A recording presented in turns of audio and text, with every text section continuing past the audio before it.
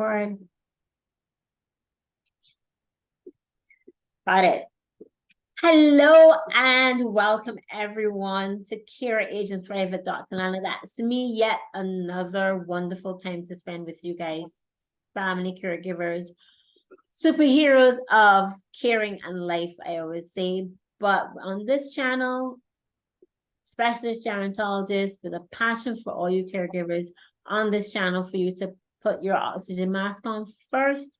Because remember, if we can't take care of ourselves and we can't breathe, we can't help anybody else. So everything to do with care, all your care for you in caregiving. And I'm so happy to bring on all the extra guests who can give their perspective, which many of you may resonate with. And I trust that you will take away feeling the intention is to feel more and not less empowered, more certain in an uncertain world, more not burnt out, but having your breakthrough and being able to live your best life and fulfill your goals through this journey. So my special guest, and you can see her, she's smiling. And boy, does she have a story to tell, and I cannot wait to share it with you. So remember to watch, call a friend, share with a friend, and like and subscribe and press the notification, because we're going to have more of these wonderful shares with as we go along on this channel. So welcome, Sharona. Hi, Sharona. Hi there. Hello. Hi, everyone. So nice to be here. Yeah, so great to have you. And Sharona's last name is Futerman, F-U-T-E-R, like future, but reverse. Futerman. I've never seen that before. I love it. So I'm just going to give it a little bit of Sharona's intro, and then she's going to take it over from there and tell and share with us what her caregiving experience is and what we can learn from it. So Sharona is a mom, a grandmother, although you can tell, a sister, a friend, a teacher, a coach, and her favorite and mine, a student of life. She says there's always something new to learn as long as we are alive. And you know, my grandmother actually says that, and I totally agree with that. You learn something new every day. And if you haven't learned something new today, by the end of the day, go find something new to learn, even if it's just what you knew about toenails. That's for example, because there's so much of life that we're living every single day. It's moving forward fast. We need to know what to do. And we live and thrive through it. Sharona's awesome credentials and her experience as in life. She's had many experiences, and I am so touched by you sharing, Sharona. I'll just read it. Her fight for life, her having to pivot and start at age 15, being a single mom, wanting to look after her daughter, how to keep going after she had a stroke, imagine, how to navigate a psychotic withdrawal from medication, to take care of a loved one, and she'll explain who this is, before doing, and we could say Perry, but also through that crazy world time of lockdown and uncertainty and continuing uncertainty of COVID-19. And also, most importantly, and what we're here for you, this channel is here for you, how she learned to take care of herself while living through all that we just mentioned. That's a lot to unpack, Sharona. So I'm gonna let you take the floor and let's just talk. So tell me more. Thank you, Lana. And everyone, thank you so much for taking the time to be here. I know, especially as caregivers, time is precious. When you have downtime, you want to do something fun that you enjoy. But you know what? This is fun. Because when you get this, you get the tools that you need. It's going to be so nice. It opens up a whole different world. Mine started, oh my gosh. I was born in Israel, I knew what I wanted to do from a young age. But as my mom used to say, God has different plans for us. And I had a health issue. And that health issue told me that I had seizures from it. The doctor said, well, someday it's going to bleed. It's in the brain. And someday this thing is going to bleed or you'll be paralyzed. Well, when you're 15, some days a long time off. So I didn't really think of it, but then realized that I had to pivot. I had all these plans, serve in the Israeli army, go to college, Be you an interpreter? Well, when you have no memory because of the medications you're on, you can't do that. You can't do any of it. So I was released from the army in Israel. I was living in the States from age 12, but I wanted to serve. That was my passion. You know, when you have a goal, I had a plan. Plan had to change completely. That was the first time in my life, or second one. First time was, I think, moving to the US, which was Okay. dramatic. But that's a whole other story. But I've learned one thing. I don't remember who I heard it from the first time was God never gives you more than what you can handle. And oh my God, is that true? When you remember that, it will serve you forever, no matter what you're going through. Mm-hmm. That statement, and also everything is happening for me. No matter what is happening, just say it's happening for me. Write that down for yourself because I use it all the time. Every day, something is off. It's happening for me. Doesn't matter what it is. The way my mom passed, it happened for me. Does not matter. So anyway, so I'm going to skip some of it because there's so much to tell. So then I had a grand mal seizure from a procedure I actually had done for the AVM in the brain. And that caused edema in the brain, which they gave me a medication for it, which caused a psychotic withdrawal. So edema, just for our listeners, means Oh, go ahead. Sorry. Yeah, that's okay. And thank you. I keep forgetting you're even a doctor. I love you so much. Lana is an incredible person and she's here to serve. And it's amazing. We both want to help you out to live a better life because we only have one life to live. It's not like you can get a redo. This is it. This is our life. This is our journey. So when that happened, I remember asking my mom, can't you just pay someone to make me well? Because I woke up in the psychiatric ward and I didn't know what I did. I thought I did something.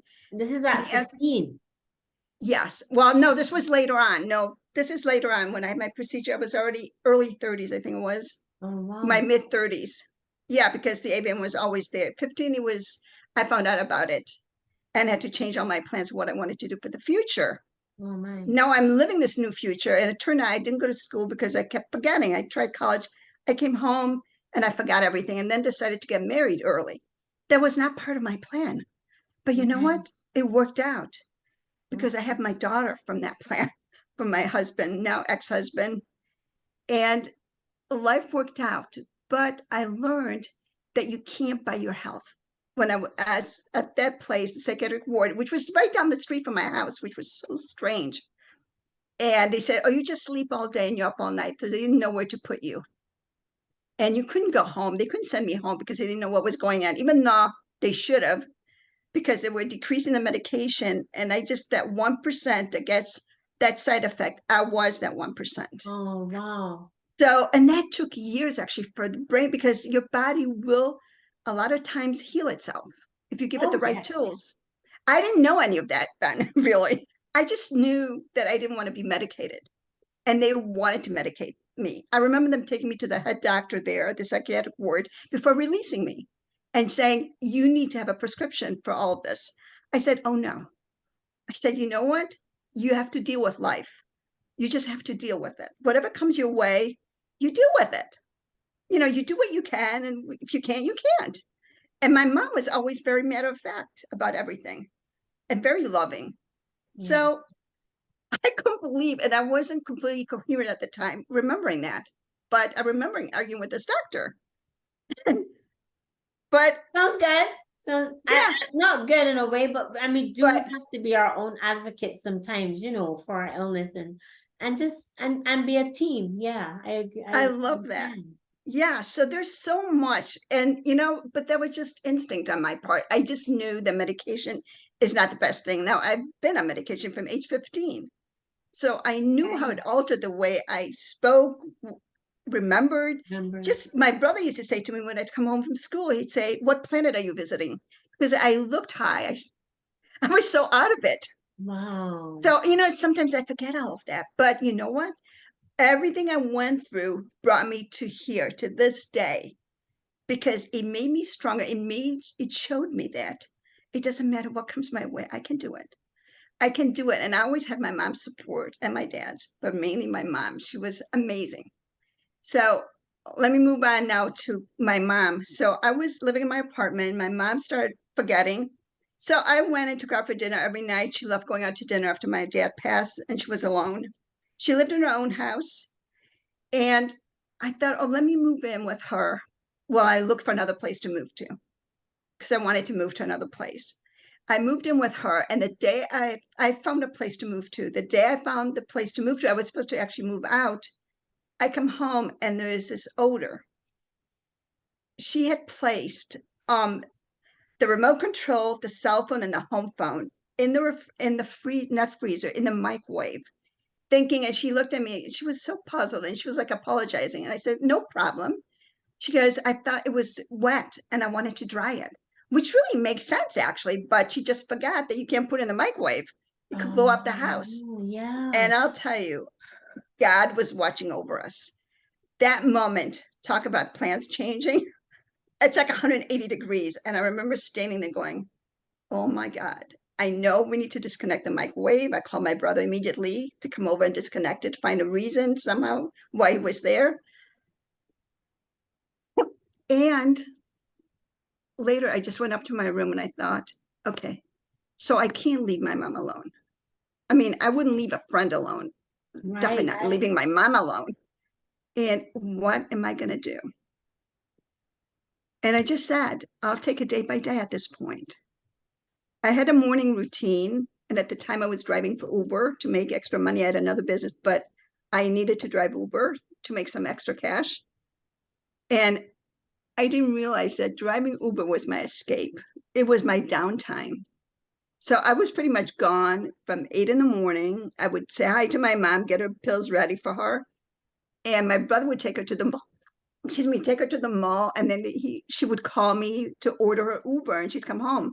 She was doing actually pretty well, looking back. And then I would come home in the evening, like afternoon or 4 o'clock. I would end the day and come home, take her for dinner. And that's how we spent our time. Dinner and then driving, which was fun. She loved enjoying scenery. And then life changed completely for the third time. I lived with her for 4 years total. And COVID happened. And I just remember canceling a lot of things, like my gym membership, canceled Uber, canceled everything that I had going. And I came upstairs to the room. And I remember sitting here and just going, how am I going to do this? I mean, I had my morning routine, meditation, exercise. It was a routine for me already. But I just thought, how am I going to live with my mom 24 hours a day? Because if I was downstairs with her, she kept asking me, when is your father coming home? Or where's my mom? Is she coming? And sometimes she remembers she was, and she goes, they're not here, are they? And I'd say, no.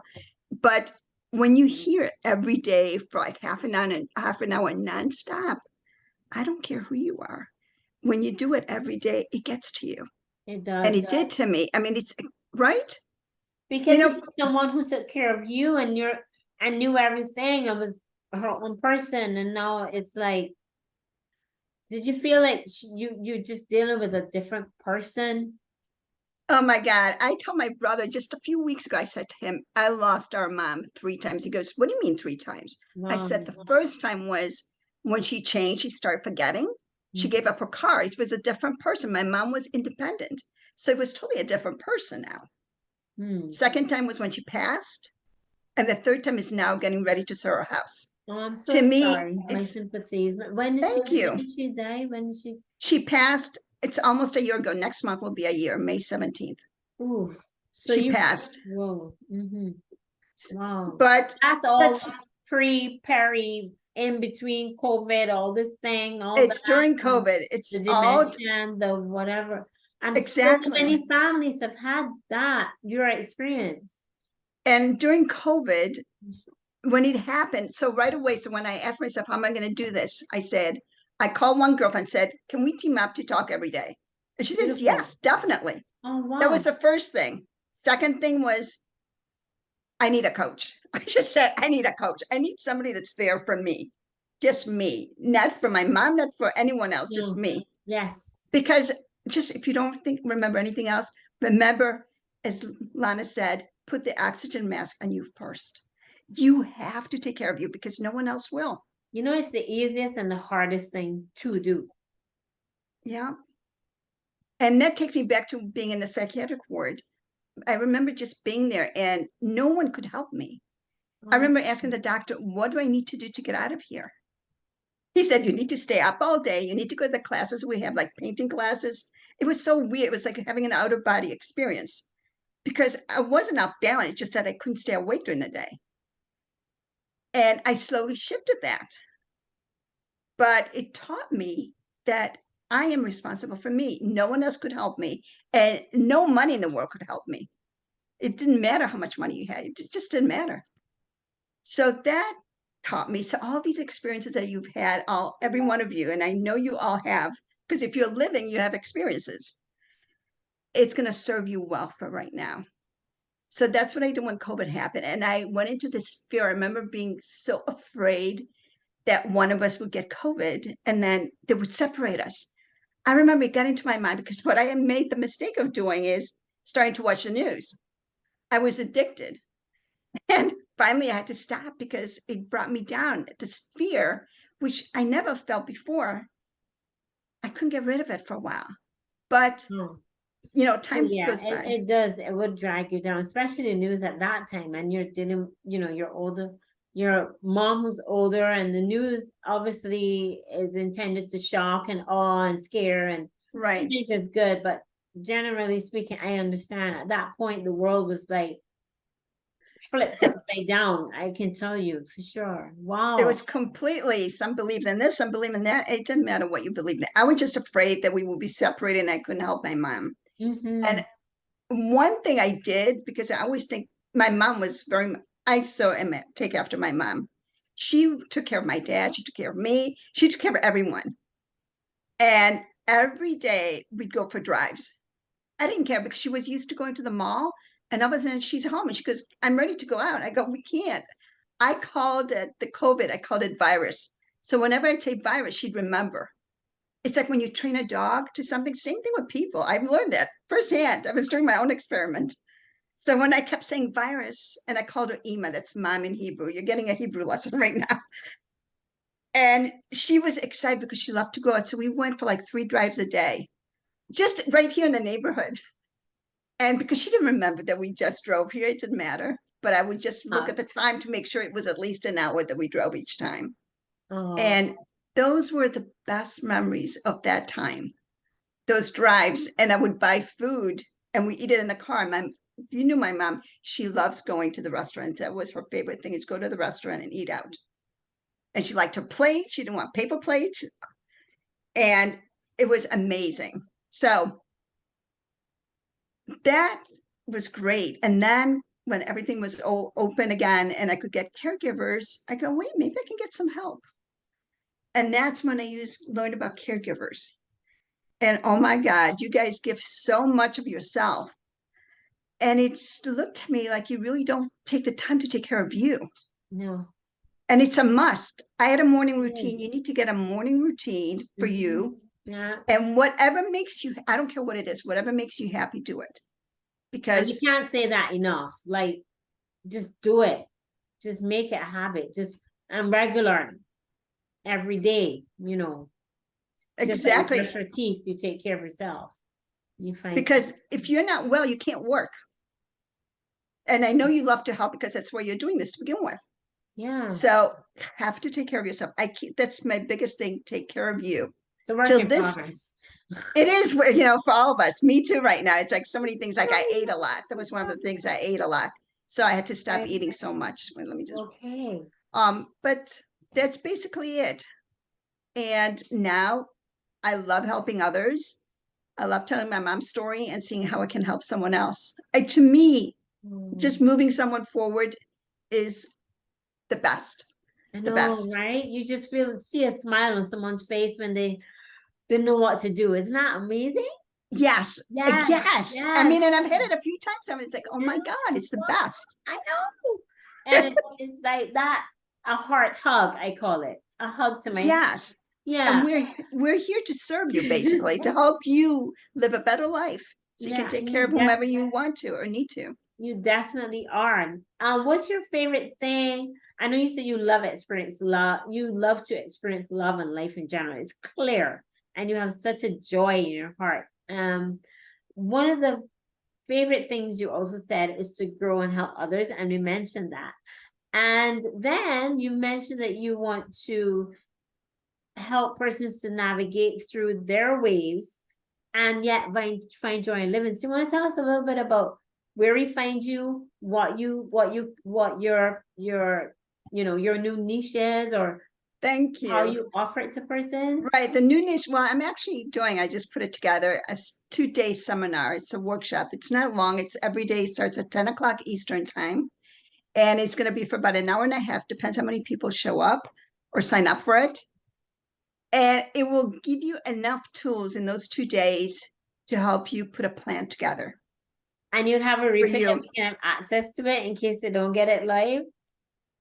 Then I'll offer something else. Yes, then I'm putting Okay. something together to offer later on. And if you want to reach me, the best way to reach me, if you're in the US, send me a text message at 301-455-4655, or be my friend on Facebook. It's Sharona, SHARONA, Futerman, F as in Frank, UTERMAN.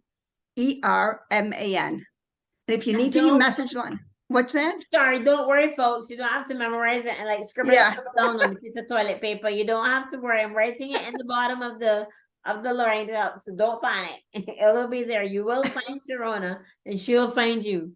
And if you message me, if you message me right now through Messenger, Facebook, and I don't answer, that means I've been locked out. Because Okay. we've been sending invitations and Facebook decided to lock out. I don't know how they're working it because they have not There's answered some our sort of emails change. I'm not certain what's going on there, but every day. we work with what But we have, right? but see, that's another thing. We just work with it. I just said we need to find other platforms to work with besides Facebook. Yeah, and that's a closed door and open window, closed door, open window all the time.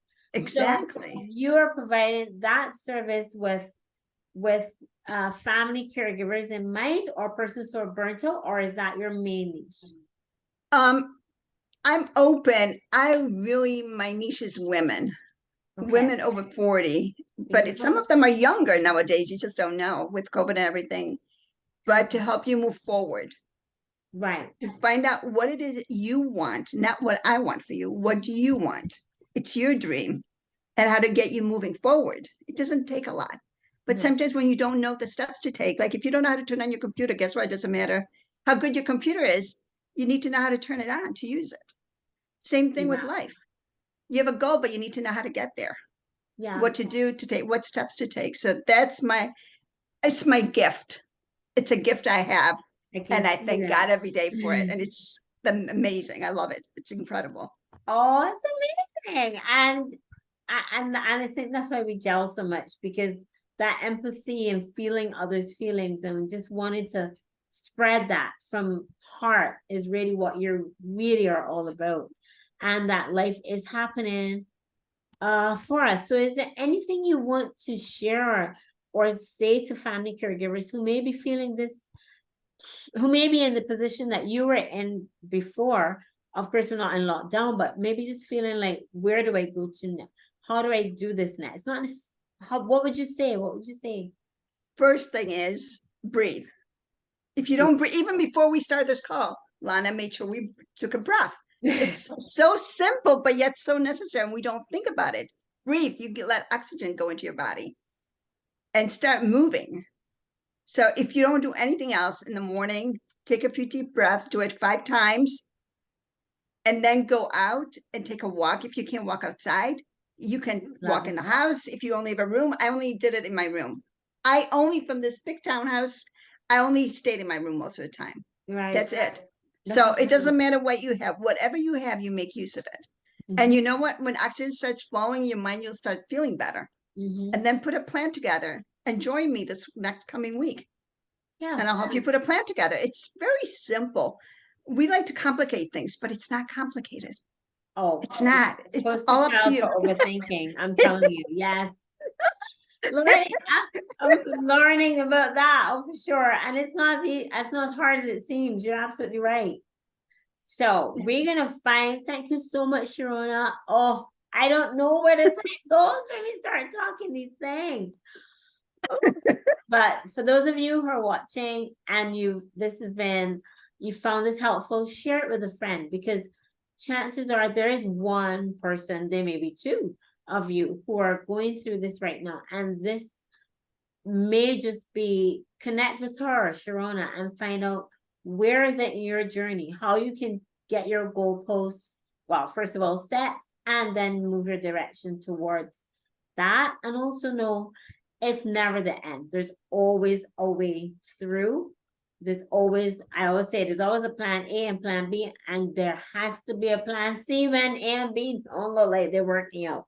And you've mentioned too how you had to pivot so many times with serious illness. And I mean, it's such a blessing that you're here. Look at you. So I am going to leave all the links below for you to reach Sharona. Thank you so much. All the best on your workshop. And I think as we started, we can end with the same breath. Would you mind? Love it. Let's do that. And everyone who's watching, join us. It's just going to be for a few seconds. You got to breathe for the rest of your life anyway. So here I am ending with oxygen mask on first. Remember to smile. And here we're going to do our deep breathing, and leave your questions and comments below. Where is your goal post? Do you have a goal? What would you like to do with? How can you balance your caregiving role? And when the unexpected comes, you have to pivot. So Sharona, you're the best. Thank you. It's awesome talking with you. And let's do that breath while we have that time. So everybody just close our eyes, and we just take ourselves in one deep breath into our nose, hold for 6 seconds, and breathe out slowly, audibly.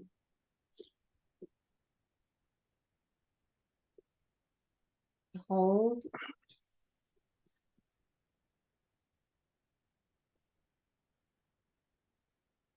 Breathe out. And we can shake it all out when you're finished. Shake it all out.